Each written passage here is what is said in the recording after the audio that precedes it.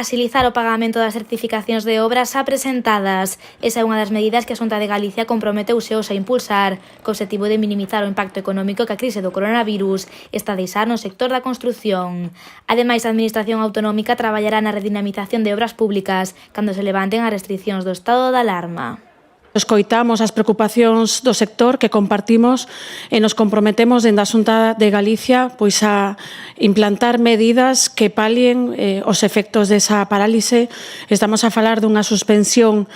que afectan a unhas 80 obras da Consellería de Infraestructuras e Mobilidade, 240 millóns de euros. A Xunta tamén lamentou esa decisión do Goberno de non transferir a Galicia os 100 millóns de euros que corresponderían ás políticas activas de emprego vinculadas á formación. A demanda que lle trasladamos ao Goberno para que o noso tecido productivo poda dar resposta precisamente a ese compromiso que temos dentro da Xunta de Galicia para colaborar na contención do virus, pero que ao mesmo tempo